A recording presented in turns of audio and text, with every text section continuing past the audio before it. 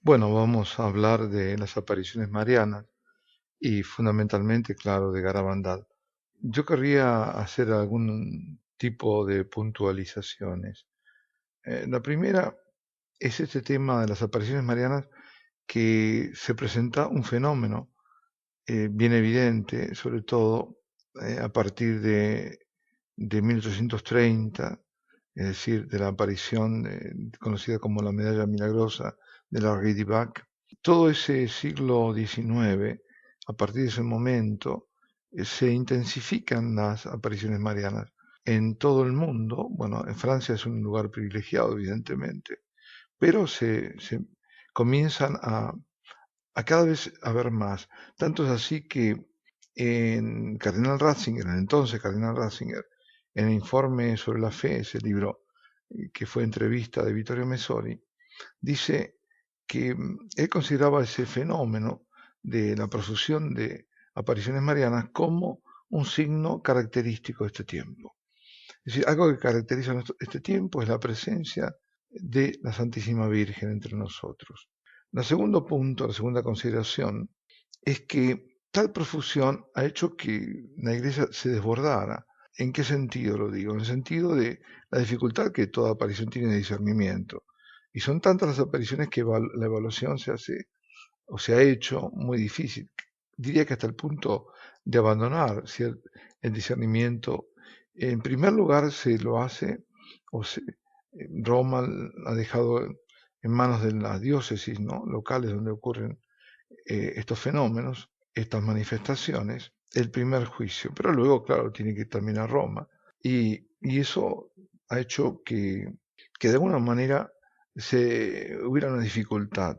Lo que ha impedido también, como consecuencia, lamentablemente, es que hubiese un acompañamiento eclesial de la Iglesia y que, digamos, aunque no hubiera aprobación definitiva, yo estoy en este momento, cuando digo esto, estoy pensando en una aparición en especial, ¿no?, que es la de San Nicolás en Argentina, y que ya René Laurentien, el Mariólogo, ponía como típica, como paradigmática, es decir, lo que debería haber hecho la Iglesia, porque si bien nunca fue aprobada oficialmente, ha habido un acompañamiento, ha habido una presencia, porque ya se veía que no había ninguno de los mensajes, ninguna objeción con respecto a la fe y la moral, que es lo primero que hay que mirar. Y no habiendo eso, estando la Iglesia presente, por supuesto que han sido y son muchos los beneficios. Es decir, aunque no estén aprobadas. Por supuesto, la Iglesia tiene que ser prudente sobre este tema, ¿no? Sobre todo mientras que están en acto estas apariciones y mientras que están en vida los propios videntes. Especialmente prudente porque también se han verificado casos que hubo desviaciones luego. Entonces la Iglesia no puede comprometer su palabra. Por otro lado, eh, no tiene el carisma de infalibilidad como para determinar, para decir sí, esto es aprobada, esta, aunque sea aprobada, es totalmente auténtica. Por eso mismo también no obliga a creer en ellos aún en las que han sido aprobadas. Lo tercero es que también por gran parte del clero, yo diría por formación quizás, no ha habido mucha desconfianza y la hay sobre el tema apariciones, no se quieren meter, también a veces por malas experiencias que hubieron, y también porque a veces detrás de supuestas apariciones hay sacerdotes un poco iluminados y credulones que tampoco hacen bien, ¿no? Pero además de esto, yo creo que ha habido también cierta teología, este racionalismo, que hace caso omiso de los fenómenos sobrenaturales, incluso en enseñanza de la propia Biblia, ¿no?, donde se niegan los milagros, donde se los quiere explicar bajo un punto de vista racional exclusivamente. Entonces, eso también es otro de los efectos que se combinan, ¿no? Y claro, como pretexto también se suele decir que las apariciones pertenecen a la categoría de revelaciones privadas, lo cual es un término un poco equívoco, ¿no? Y la anteponen a las públicas, y donde se dice, claro, que son las que están contenidas especialmente en los evangelios y que se cierra con la muerte del último testigo de los acontecimientos de salvación. Y que solo eso es obligatorio creer y lo otro no. Pero también uno debe pensar que si Dios se manifiesta, que si Dios está hablando para un determinado tiempo, y que para este tiempo lo está haciendo, estas son revelaciones, es una revelación en acto.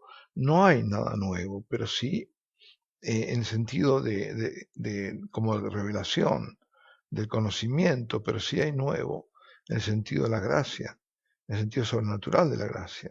Yo no puedo decir que no necesito esas cosas para vivir mi fe, como muchos dicen en forma despectiva, o como otros niegan directamente eh, los hechos. No podemos ser sordos a la palabra de Dios cuando Dios nos está hablando. Cuando está hablando para este tiempo, nos está advirtiendo además a través, sobre todo, de la Santísima Virgen. Las apariciones no solo ayudan a renovar la fe, sino que además traen la gracia, esa gracia que la Virgen viene a darnos y que se manifiesta también hasta, yo diría, gráficamente en la medalla milagrosa, donde se ve esos rayos que parten, ¿no?, de las manos de María. Primero se la ve ella como suplicando las gracias que obtiene de Dios y después las distribuye. Entonces esas gracias tienen que ser acogidas y pedidas y reconocidas, ante todo para ser acogidas y pedidas. Así que ese es un tema importante.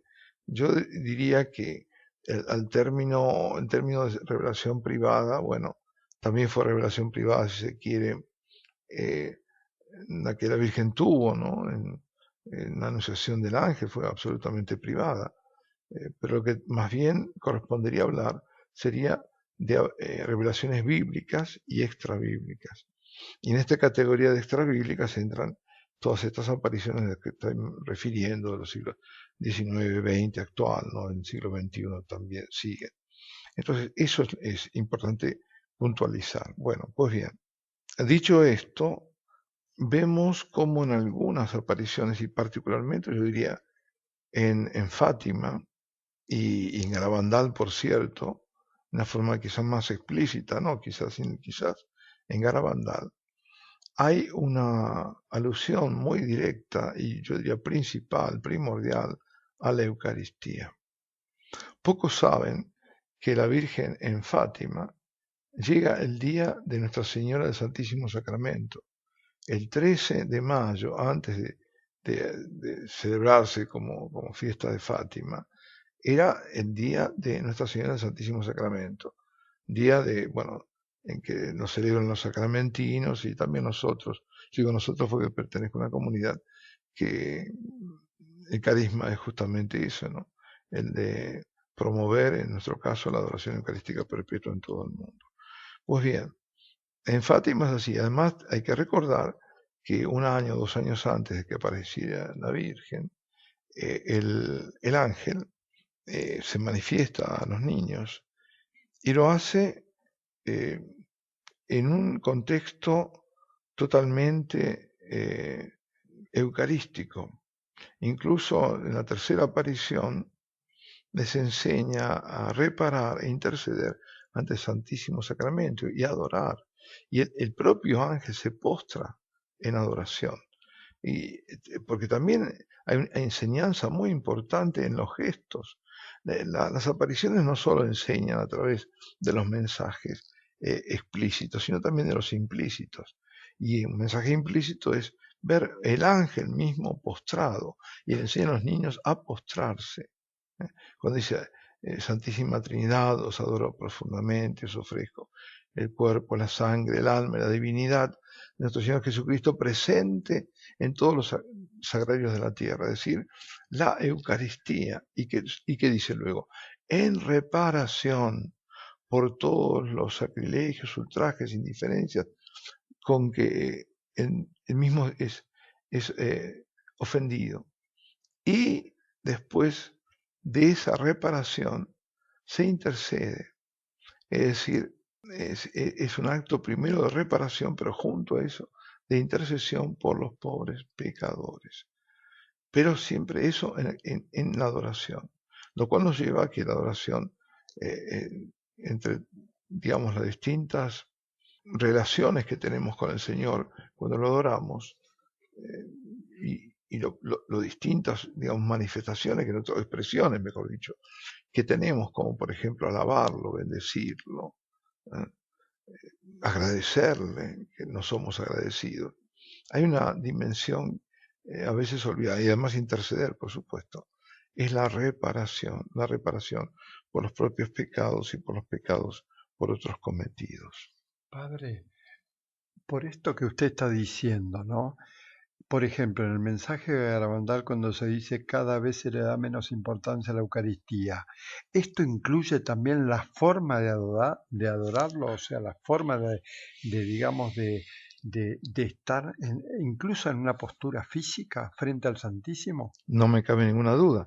Yo diría que eso incluye la falta de adoración, la falta de respeto, la falta de unción, la falta el divino, del debido, perdón, de la debida adoración, simplemente.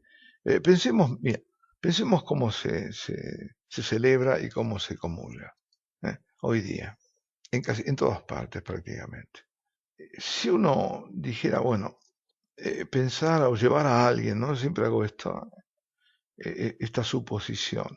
Hay una persona que quiere saber de nuestra fe, que está en un momento, digamos, de posible conversión, y yo le digo, le enseño una mínima catequesis, y entre ellos le digo que la Eucaristía es la presencia real, verdadera, sustancial de nuestro Señor Jesucristo, que está ahí, que es Él, que la Eucaristía es la persona divina de Cristo, es un signo, sí, pero es un signo de que ahí está, es decir, me está indicando cuando hay el pan consagrado, el vino consagrado, que es Cristo, Cristo mismo, vivo.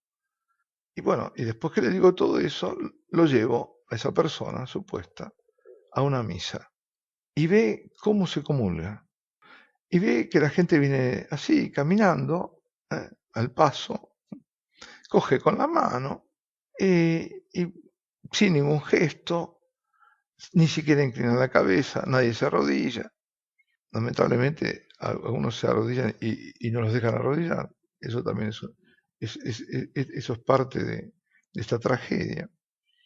Entonces esa persona que va a pensar, no puede pensar que ahí está el Señor, que es el Señor, que es la persona divina, porque no hay adoración, no hay ningún gesto de adoración, no hay nada que indique, todo lo contrario. Está indicando que es algo, una cosa, no sabemos, una cosa. Yo diría que ni siquiera una cosa religiosa ni preciada, porque si lo fuera, se lo trataría diversamente. Entonces eso nos lleva a que también en el campo litúrgico afecta directamente a la fe. Y esta devastación litúrgica y todo esto que ha ocurrido está haciendo que veamos la autenticidad, incluso con otros ojos, entendamos lo que la Virgen dijo hace 50 años, cuando dice que cada vez se le da menos importancia a la Eucaristía y que hay que evitar la ira de Dios. ¿Eh? ¿Y por qué? Y por esto, lo que estamos viviendo ahora. Imaginemos ese tratamiento a Dios y al Hijo, al que ha hecho todo por nosotros. La misa es la actualización de ese sacrificio. Y de ese sacrificio ninguna importancia, ningún gesto, nada. No, porque lo que está manifestando el cuerpo es lo que cree el corazón y la mente. Y si el cuerpo no manifiesta nada, es porque tampoco se cree ni en el corazón ni en la mente. Ese es el tema, ¿no?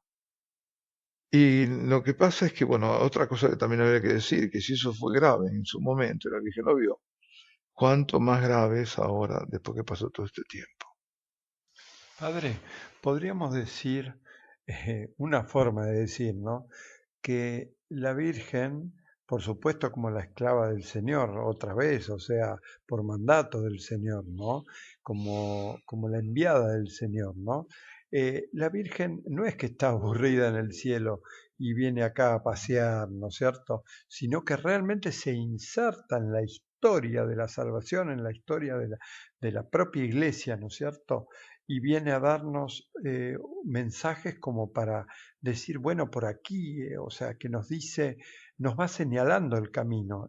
¿Se puede decir así, de esa forma? No, por supuesto. Ella ante todo es madre de la iglesia y ella no puede dejar que todas estas cosas pasen de largo.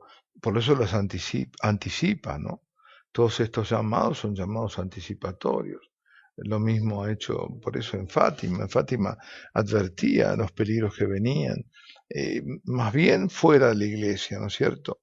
Porque son tiempos diferentes, como acabas de decir, ¿no? Se inserta en la historia.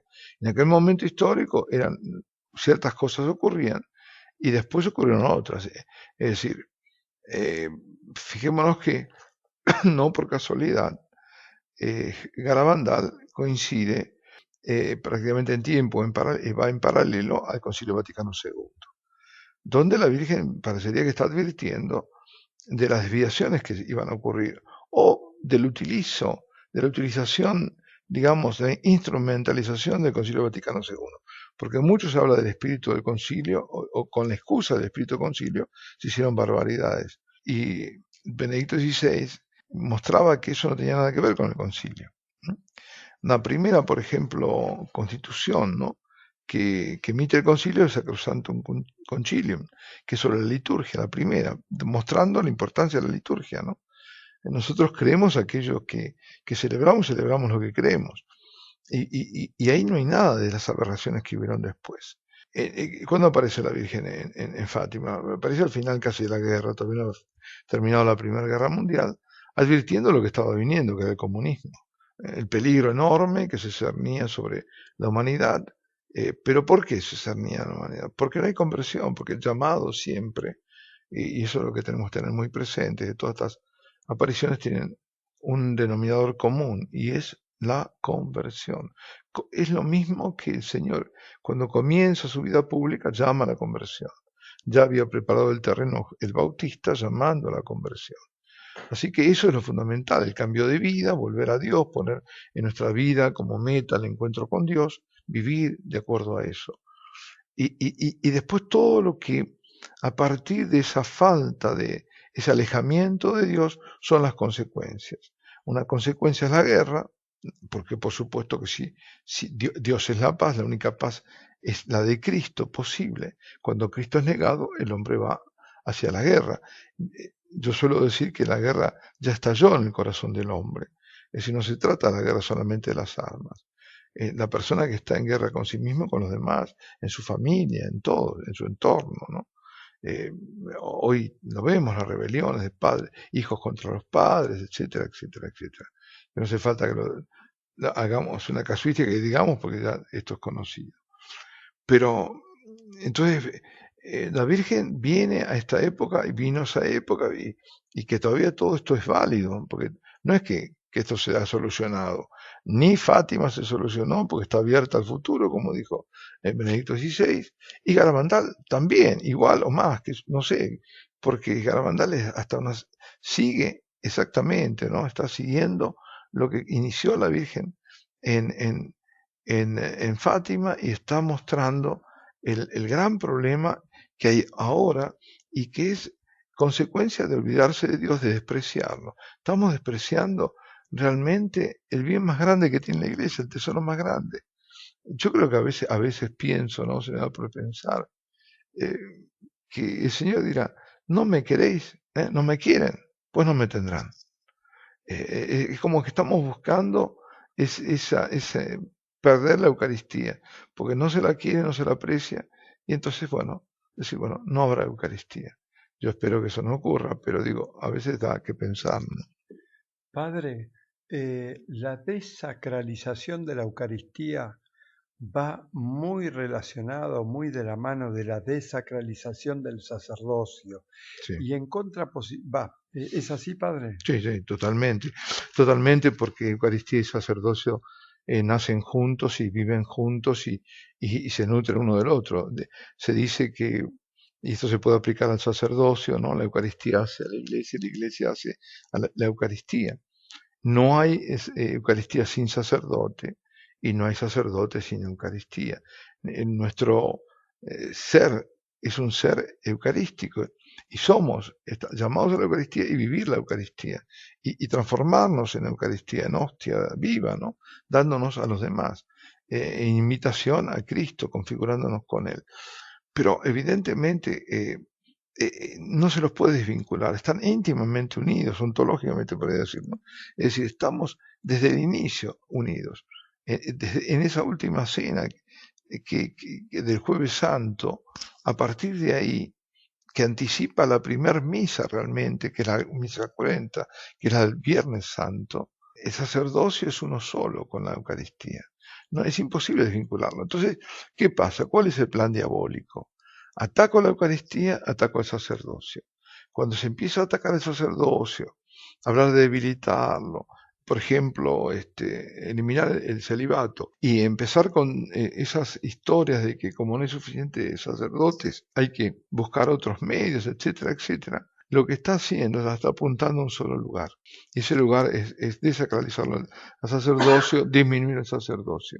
Y lo mismo con la Eucaristía, lo que estamos hablando hasta ahora, ¿no? La celebración y la comunión, ¿no?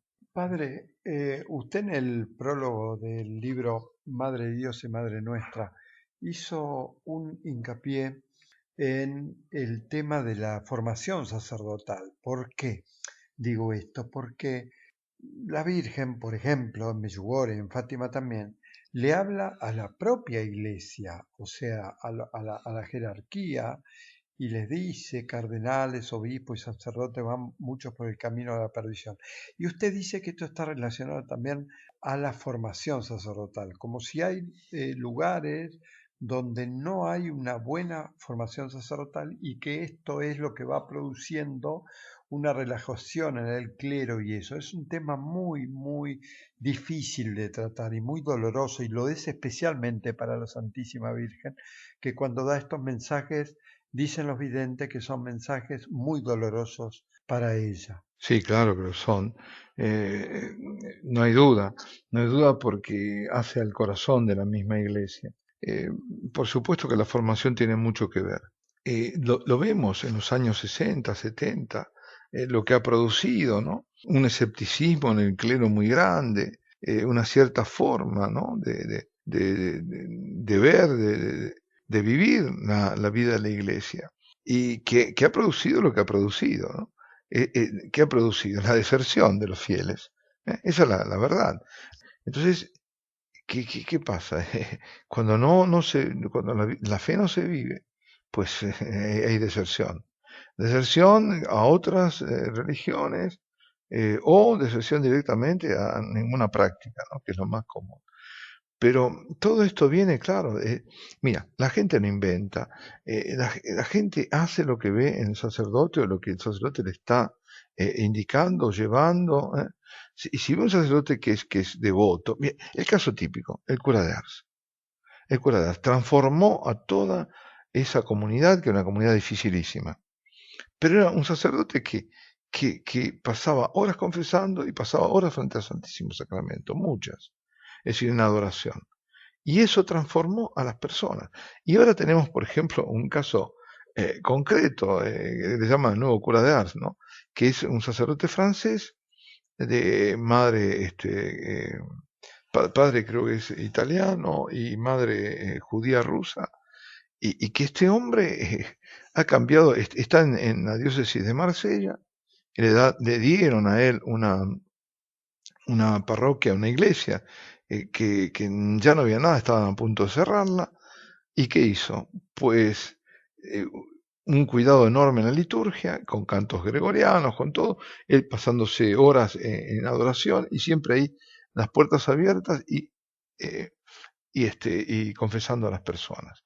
Pues ahora esa iglesia está siempre repleta y muchos jóvenes lo están siguiendo. Entonces, eso es.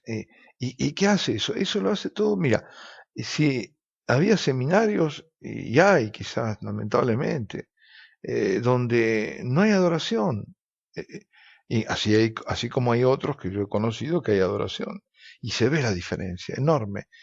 Pero inmediatamente, donde no hay amor a la Eucaristía, no hay amor al Señor. Y también lo que se enseña, ¿no? Ni que hablar biblistas bueno.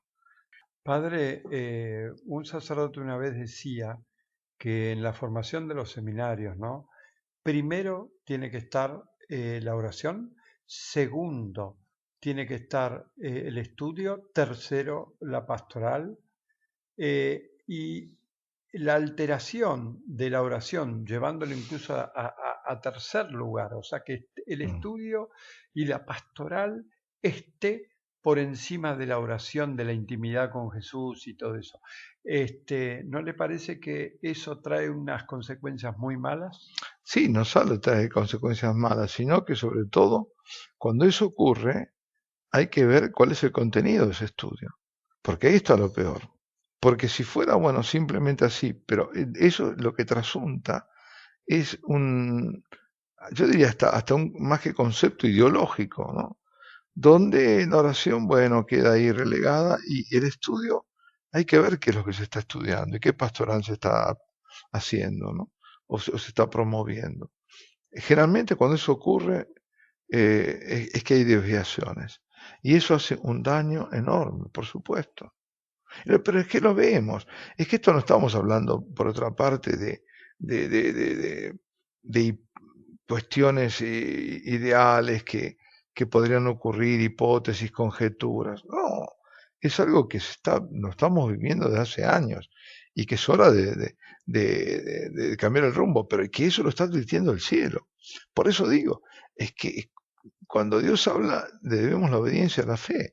Es decir, bueno, si hay, digamos, motivos para pensar y motivos serios, es para prestar atención. Yo creo que ahora, después que pasaron tantos años, por ejemplo, de Garabandal, ya habría que prestarle, pero más que atención.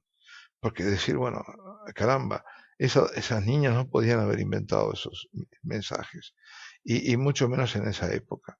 Pero ni siquiera otras que hubieran estado más enteradas o demás. Eso no fue hecho por ningún sacerdote, nada, nada. Eso fue el cielo que estaba advirtiendo lo que estaba ocurriendo, que nuestros ojos no lo veían. Y además lo que iba a venir, y creo que ahora sí es evidente. Padre, el cielo, o la Santísima Virgen María en este caso particular, no solo advierte y se queja, por decirlo de una forma así más humana, también trae el remedio para todas estas cosas, ¿no, Padre? Desde ya, desde ya, lo primero que trae es el remedio. Por eso decíamos al comienzo, no hace un rato, decía, es que el común denominador de todas estas apariciones es el llamado a la conversión. El llamado a la conversión y a veces con además la medicina concreta, ¿no?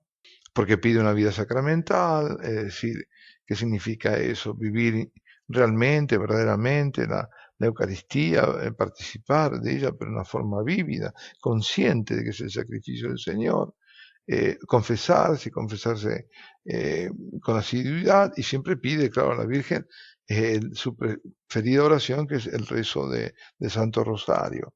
Ese rezo que llegamos al corazón de Dios desde el corazón de María, ¿no? Y bueno, eso lo pide siempre, así que nos da el remedio. Y fíjate otra cosa, no es nada complicado. No son cosas complicadas, no es nada complicado. Es decir, es una receta que ella como madre nos da cosas sencillas, pero fundamentales. Si no hay oración, no hay salvación. ¿Y por qué no hay salvación? Porque la persona está indicando que no quiere comunicarse con Dios. La oración es la comunicación con Dios. Entonces, si yo hago caso omiso de Dios, si yo lo ignoro, obviamente que no va a haber salvación. Padre, cuando habló usted de que pedía cosas sencillas, se me ocurrió algo. La Virgen dice, familia que reza el rosario, familia que permanece unida. Sí, sí. ¿Tan sencillo puede ser una promesa como esta? Mira, yo lo tengo en casos concretos, porque en estos casos uno que tiene que referirse a lo que ve, a los testimonios.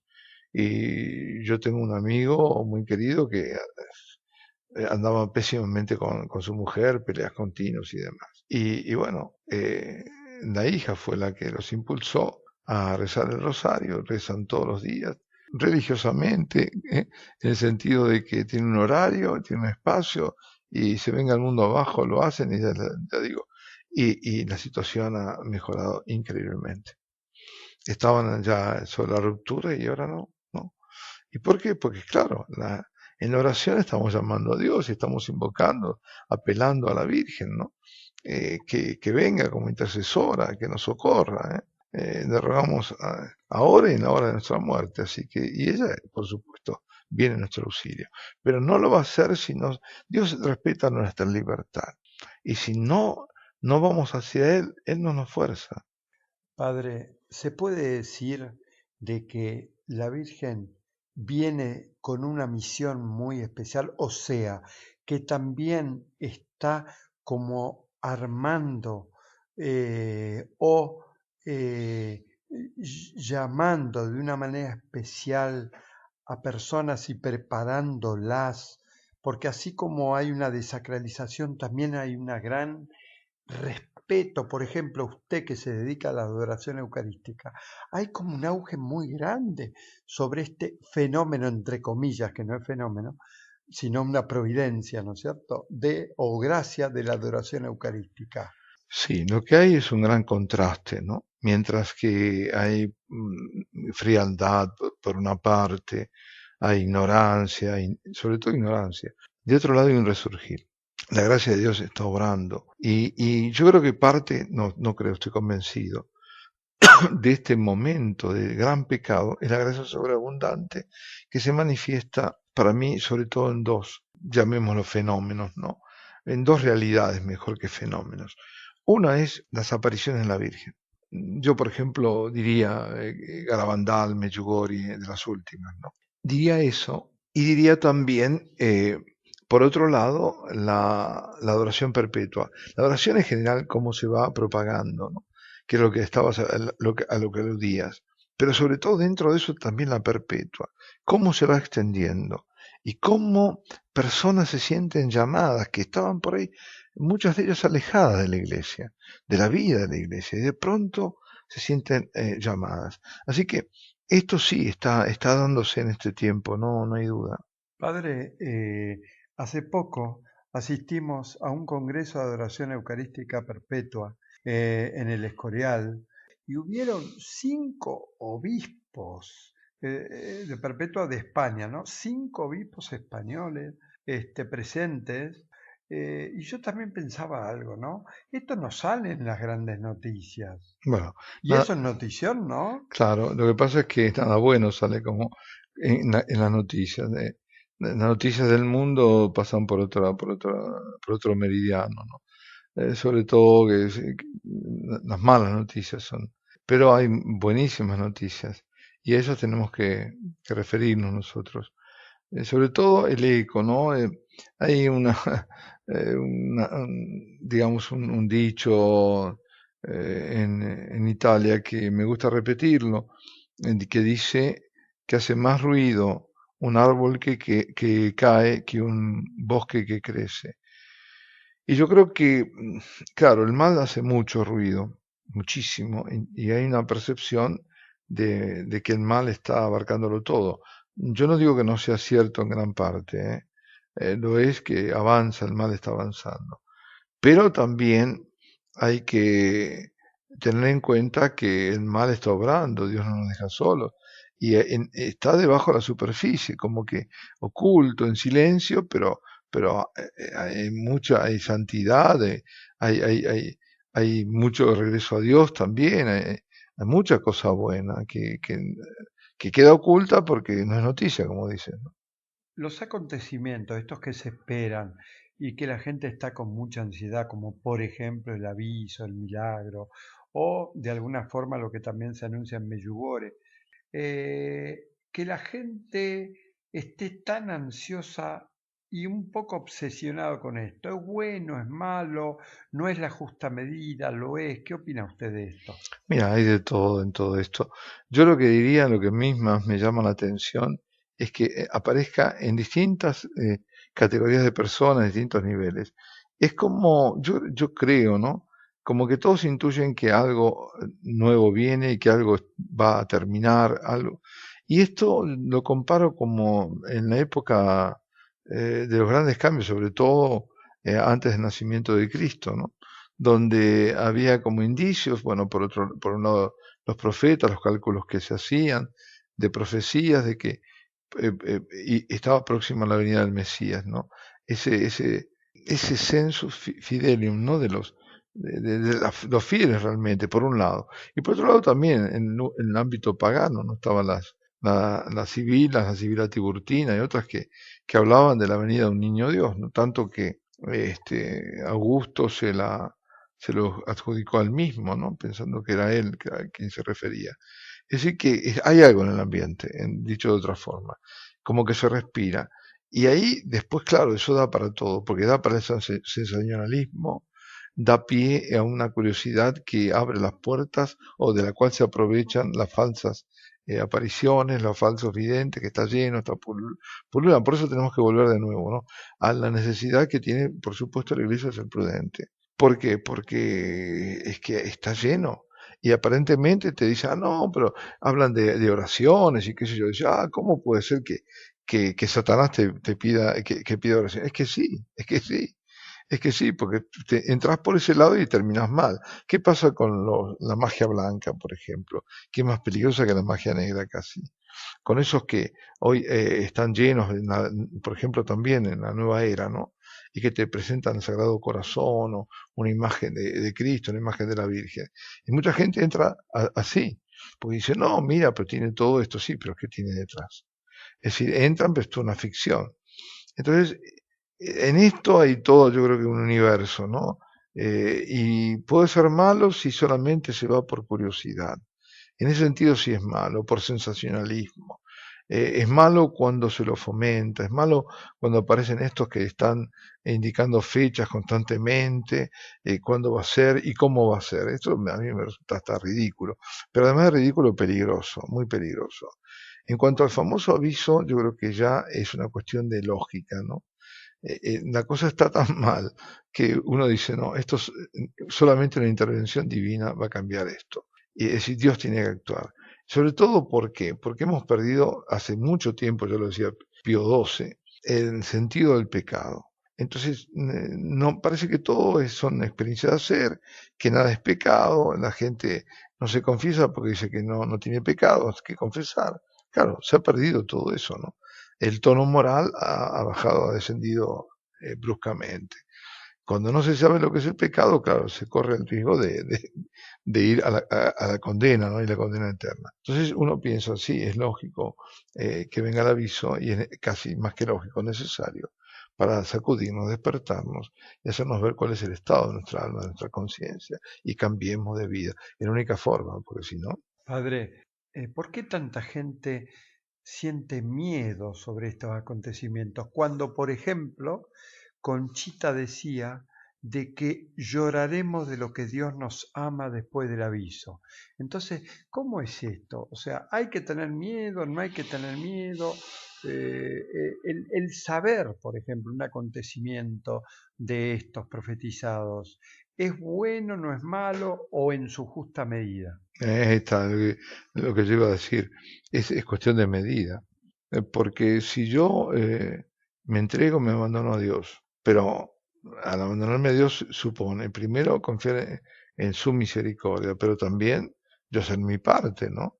Es decir, hacer un camino de conversión. Yo confío, yo sé que soy pecador, que estoy muy lejos de una santidad, de lo que Dios quería para mí, pero me esfuerzo y hago un camino de preocuparme de estar en estado de gracia, ¿no? Siempre. Cada vez que caigo, inmediatamente a confesarme y a buscar mejorar y reparar, etcétera, ¿no? Pues bien, si yo hago eso y estoy confiado en el Señor, por más que venga algo que sea duro, no me preocupo, es decir, no me angustio. Porque nada mejor que caer en las manos del Señor, lo decía David, ¿no? Cuando le daban la elección, yo prefiero que sea en las manos del Señor porque ahí yo sé que es Dios y que es misericordioso y que si me va a sacudir en un acto de justicia, lo va a hacer para mi bien, ¿no? Se dice que Dios castiga en el tiempo para salvar en la eternidad. Así que nada que venga de Dios va a ser nunca malo. Por lo tanto, yo confío y bueno, ya está, y basta. El problema está de nuevo, ¿no? Cuando se entra en esa morbosidad de cómo va a ser, de qué va a ser, qué sé yo, ya eso es peligroso y eso es nocivo. Padre, hay una palabra que no se escucha, últimamente y es tan importante. A ver si usted la puede explicar de alguna forma simple. La palabra es temor de Dios. Bueno, el santo temor de Dios. Dice la Escritura que es el principio de la sabiduría. Lo dice Proverbios, lo dicen Salmos. El santo temor de Dios no es tenerle miedo a Dios, sino es temer ofender al amor de Dios. Ese es el santo temor de Dios. El santo temor de Dios por ejemplo, yo me tengo que acercar, por ejemplo, a la Eucaristía, en una celebración, por ejemplo, para asumirla, para entrar en comunión con Dios, con santo temor de Dios, es decir, con ese santo temor de algo que me sobrepasa por todos lados infinitamente, ¿no? Porque es Dios mismo. Entonces, ¿cómo lo voy a recibir? ¿Cómo lo voy a tratar? ¿No? Con santo temor y temblor, ¿no? Diría. Pero no es miedo, no es miedo. Y tampoco eso me tiene que llevar a ser escrupuloso, ¿no? Porque están esos escrupulosos que son el tormento de los confesores, ¿no?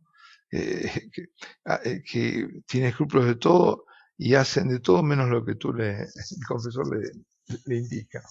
Pues eso no se trata simplemente de en paz, sí, pero con el máximo respeto, la máxima unción, la máxima devoción, ¿no? Acercarnos a Él. Lo que decía San Agustín, ¿no? Que nadie coma de esta carne, es decir, que nadie comulgue, sin antes adorarla, porque si no la adorásemos, pecaríamos. En esa adoración está el santo temor de Dios. Padre, y por último, estamos escuchando o leyendo los últimos mensajes de la Virgen en Medjugorje Sí. y son muy especiales, son muy particulares. Usted que conoce tanto esta aparición, ¿qué es lo que está diciendo la Madre en esto, por decir, en este último año en Medjugorje? Bueno, yo lo que estoy viendo, siguiéndola desde hace muchos años, ¿no? Que efectivamente la Virgen aparece ahí, porque hay determinadas gracias que si no, no se podrían explicar. Sobre todo si uno se dedica ahí a confesar y ve las confesiones y tiene esa experiencia, como me ha tocado a mí durante tantas veces, de ver, aquí está pasando algo, si no, esto no es imposible. Personas que hace 50 años que no se confiesan, o que fueron ahí por casualidad aparentemente y termina el confesionario, o como me ocurrió a mí, un joven, ¿no? Me lo trajeron porque, bueno, hablaba inglés, yo estaba ahí confesando en inglés, y llega y dice, era sueco el chico, dice, mire, explíqueme qué pasa aquí, dice, porque yo no sé ni siquiera por qué estoy aquí, vine con unos amigos, pero no, yo no soy creyente, mi familia es atea, pero yo hace días que no paro de llorar. Entonces le dije, mira, lo que aquí ocurre es que primero Dios existe, segundo la Virgen también, y la Virgen expliqué, ¿no? Es la Madre de Cristo, que es eh, Madre del Señor, Madre de Dios, le decimos, ¿no? Porque Jesucristo es Dios. Y aquí está apareciendo. Empezó a llorar, empezó a llorar. Y claro, entonces, ¿y cómo se explica esto? Por ningún efecto raro, simplemente por el efecto de la gracia. Entonces, en ese ámbito sí, uno cree, pero después está el hecho de si él está transmitiendo exactamente lo que está recibiendo. Es decir, por eso digo, el problema de discernimiento no es fácil, porque aunque sea todo cierto, todo verdadero, puede haber cosas que estén contaminadas, ¿no? Por cualquier motivo. Así que, dicho esto, lo que diría es que observando desde hace muchos decenios ya, diría, todo lo que está ocurriendo, me llama la atención que últimamente está hablando la Virgen de apóstoles. Es decir, me hace acordar o por lo menos llama mi atención esto a los apóstoles de los últimos tiempos de San Luis María de Griñón de Montfort. A mis apóstoles, mis apóstoles. Es decir, sus enviados, ¿no? Sus enviados a qué? A llevar la gracia que están recibiendo, llevar la paz a los demás, el amor a los demás. Por algo aparece ahí como reina de la paz. Padre, el otro día leí de San Luis María Griñón de Montfort, hablando de estos apóstoles, que serán almas especialmente eucarísticas. Y bueno, claro, todo está ahí vinculado, ¿no? Uno también recuerda el sueño, visión de San Juan Bosco, ¿no? En el momento de mayor peligro, cuando todo parece que está perdido, cuando la barca de Pedro, que es en la iglesia, está por hundirse, se aferran a las dos columnas, ¿no? Que una es la Eucaristía, la más grande, y la otra es la Virgen. Evidentemente, La Eucaristía es Cristo mismo. Mira, no hay iglesia sin Eucaristía. No hay iglesia, no habría iglesia. La Eucaristía hace a la iglesia, porque es la presencia viva del Señor. Entonces, sin la Eucaristía no hay iglesia. Así que sí, ¿cómo no va a ser? Porque es el corazón mismo de la iglesia. Dice el Concilio Vaticano II que toda la vida espiritual de la iglesia tiene o reconoce como fuente y como culmine, es decir, todo parte de ahí, todo llega ahí en la Eucaristía, donde todo parte y donde todo debe llegar, porque es Cristo mismo ahí. Es el sacramento fundamental de todos los sacramentos. El primer sacramento es la Eucaristía, porque es la presencia viva. Porque ahí no solo recibimos la gracia en la Eucaristía, sino al mismo autor de la gracia. ¿Y hay mundos sin Eucaristía? ¿Es Bueno, posible? bueno, es una forma de decir, ¿no? Lo que decía San Pío de Pietrelcina. Decía, es una forma de hablar, por supuesto, pero como decía que el mundo podría vivir sin el sol, pero no sin la Eucaristía. Lo que pasa es que, claro, no habría mundo por esto, por lo que significa, porque es el mismo sacrificio redentor de Cristo, es obra de salvación.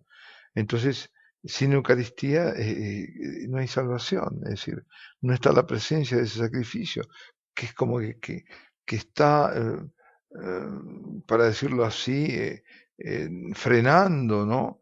La calamidad a la cual el hombre va por propia decisión. Mira, decía un sacerdote que además era un gran científico, ¿no? Decía que si no ha habido grandes catástrofes nucleares, ¿no? Bueno, hay que acordarse de Chernobyl, pero Chernobyl es nada, comparación de lo que podría haber ocurrido. Y si los sistemas de defensa, tanto de Estados Unidos como de Rusia en época de la Guerra Fría, no sufrieron ningún accidente que los puede haber estimulado de alguna forma y puesto en acción, con lo cual imagínate, ¿no? Hay una falta como una alarma que están atacando y largan enseguida los misiles. Si eso no ocurrió, no fue por obra de mérito del hombre, ¿eh? Porque la probabilidad era altísima de que ocurriese y no ocurrió. Entonces, ¿cómo se explica? Se explica solo por la misericordia de Dios. Si Dios ha detenido estas catástrofes a las que el hombre iba y va, ¿no? Es decir, si en todo caso ha permitido algo para darnos una muestra. Ahí está la respuesta. ¿Y qué es lo que lo detiene? ¿Y qué detiene la justicia de Dios ante, pensemos, los millones y millones de abortos que hay? ¿Por qué la vida nuestra va a valer más que la vida de esos pobres inocentes? ¿Qué es lo que está deteniendo? La misericordia de Dios, pero a través del ofrecimiento de cada que hace el Hijo al Padre en cada misa, que se actualiza, pero que se repite también, porque somos nosotros que estamos participando, pidiéndole a través de cada misa. Entonces, es que no podemos vivir sin la Eucaristía, es como aquellos mártires, ¿no? No podemos vivir sin ella. Bueno, Padre, muchísimas gracias por esta intervención para Pueblo de María, esta vez en su versión online, pero claro, hoy todo lo que es online por internet ya parece que lo abarca todo, así que todo es posible para esta forma de transmitir esta vez la radio. Así que muchas gracias para Pueblo de María y bueno, si quiere decir algo para terminar y no sé si es posible una bendición o algo. Bueno, lo que sí yo diría para terminar es lo que comenzamos casi, ¿no? Volver al verdadero culto, ¿no? Al culto debido a Dios, que es un culto de adoración. Que cada misa sea vivida además como un acto de adoración, que lo es, y es el acto más sublime, pero vivirlo como tal, para que aproveche, ¿eh? Para nosotros, para otros también. Y además seguir lo simple que nos pide la Virgen, nos pide la Iglesia también, pero que la Santísima Virgen para estos tiempos. ¿Y qué está pidiendo? Y está pidiendo oración sobre todo, pero siempre del corazón, porque la Madre de Dios quiere lo que quiere Dios y es nuestro corazón. Entonces, una oración que pongamos el corazón en la oración. Esa es la oración del corazón. Pide también ayunos o sacrificios, pues que esos ayunos sean del corazón, no sea una dieta, no sea simplemente exponer ese sacrificio a hacer algo sacro, algo que yo me privo para Dios. Y, y nada más, porque después no son cosas. Si yo vivo la Eucaristía, si yo me confieso asiduamente, no después de un año que ya ni me acuerdo y que además acumulé tanto mal, ¿no? En el tiempo, sino asiduamente, que, por ejemplo, mensualmente o cuando sea necesario antes, y toda vez bueno, que me aparte, ¿no? Que caiga en pecado mortal. Y luego rezar el rosario, pues, y hacer una vida sencilla, una vida buena, ¿no? Y amar, por supuesto, porque todo eso nos tiene que llevar a un solo objetivo, ¿no? Que es el amar. Es decir, la Eucaristía, que es misionera por sí misma. Yo llevo a los demás el tesoro que tengo, que he recibido. La adoración es la que me permite a mí ir a los demás con lo que el Señor me está dando en ese momento. Esas gracias, la paz que yo tengo que llevar a los demás, la luz que tengo que llevar a los demás, la alegría que tengo que llevar a los demás. Todo eso que le recibo cada vez que estoy con Él, Él me lo da. Yo no me lo puedo fabricar. Y ahí sí que voy a producir frutos, lo dice el Señor, ¿no? Quien permanece en mí y yo en Él, produce frutos, muchos frutos. Sin mí nada podréis. Ya está, es todo eso, muy simple.